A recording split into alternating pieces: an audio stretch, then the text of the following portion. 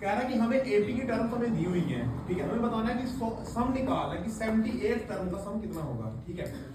Given हमें क्या given दिया हुआ है, हमें फर्स्ट टर्म हमें गिवन दिया, सेकंड टर्म हमें गिवन दिया। अगर हमें पहली टर्म हमारे पास है, दूसरी टर्म हमारे पास है, लास्ट टर्म हमारे पास है, सॉरी सम ऑफ सम दिया है, सम हमारे पास है, फर्स्ट टर्म हमारे पास है, सेकंड टर्म हमारे पास और सम जो है पूरी टर्म्स का वो हमारे पास है। अब हमारे पास हमें पता है कि फर्स्ट टर्म है, सेकंड टर्म है, तो हम क्या निकाल सकते हैं उधर से कॉमन डिफरेंस निकाल सकते हैं। तो कॉमन डिफरेंस का फार्मूला a2 a1 करेंगे तो कितना आएगा 21 24 के -3 आ जाएगा। और ऐसा हमें दिया कितना 78। ऐसा वाला जो फार्मूला रहता है वो रहता है n अपॉन में 2 और 2a प्लस में n - 1 इनटू d रहता है, ठीक है। अब देखो sn की वैल्यू कितनी है हमारे पास 78 है is equals to n upon में 2 2 की 2 a की वैल्यू कितनी है 24 a की वैल्यू लगा दी प्लस में n - 1 को ऐसे लिखा। कॉमन डिफरेंस कितना है हमारे पास -3। सबसे पहले हम क्या करेंगे इस -3 को अंदर मल्टीप्लाई कर देंगे, ठीक सिर्फ इस टर्म के साथ मल्टीप्लाई होगा। -3 को n से करेंगे तो क्या आएगा -3n माइनस माइनस हो जाएंगे प्लस 3 1 जा 3 हो जाएंगे, ठीक है। इधर तक आ गए। अब ये 2 देखो कहां पे है डिवाइड में है ना, इसको मैं इक्वल्स टू के उस तरफ भेज दूं किसमें चला जाएगा जी मल्टीप्लाई में आ गया। इधर अकेला बच गया n और अंदर क्या बच जाएगा 48 प्लस माइनस -3n प्लस में 3, ठीक है। अब n को अंदर क्या करना पड़ेगा हमें मल्टीप्लाई करना पड़ेगा। तो n को करेंगे अगर 48 से तो क्या आएगा 48n माइनस में 3n के साथ जब n को करेंगे तो आएगा 3n का स्क्वायर और प्लस में 3 को करेंगे n के साथ तो क्या आएगा 3n, ये हमने लिख दिया। इन दोनों को मल्टीप्लाई करेंगे कितना आ गया 156।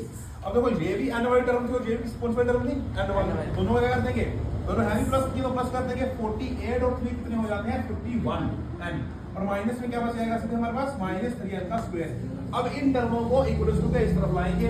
ये माइनस वाली इधर किसकी हो गई प्लस की, ये प्लस वाली इधर किसकी हो गई तो पहले की इधर थी इक्वल्स टू क्या रह गया सिर्फ हमारे पास 0 रह गया।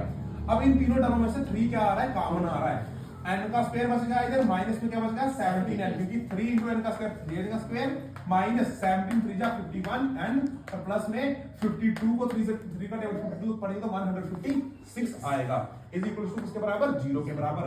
और जो 3 था जो मल्टीप्लाई में उधर किस में चला जाएगा डिवाइड में। इधर हमारे पास जो बच जाएगा 1n का स्क्वायर प्लस में 17n प्लस में 52 जो हमारे पास लास्ट बन के एक क्वाड्रेटिक इक्वेशन की फॉर्म में बच गई है। अब हमें पता है 1 a किसके बराबर है 1 के बराबर है, b किसके बराबर है -17 और c किसके बराबर है सॉरी 52 के बराबर। हमने निकाल लिए नंबर ऑफ टर्म्स निकाल लिए, फार्मूला लगेगा वही जो हमने क्वाड्रेटिक इक्वेशन में निकालते थे वहां पर हम x निकालते थे, लेकिन अब हमने क्या निकालना है n निकालना है। तो वहां पर x क्या था वेरिएबल वहां पर x होता था इसलिए x लिखते थे ना, इधर वेरिएबल क्या है तो इधर क्या लिखेंगे हम n लिखेंगे। अब माइनस फार्मूले का माइनस फार्मूला देखो क्या है -b plus minus under root b square -4ac upon में 2a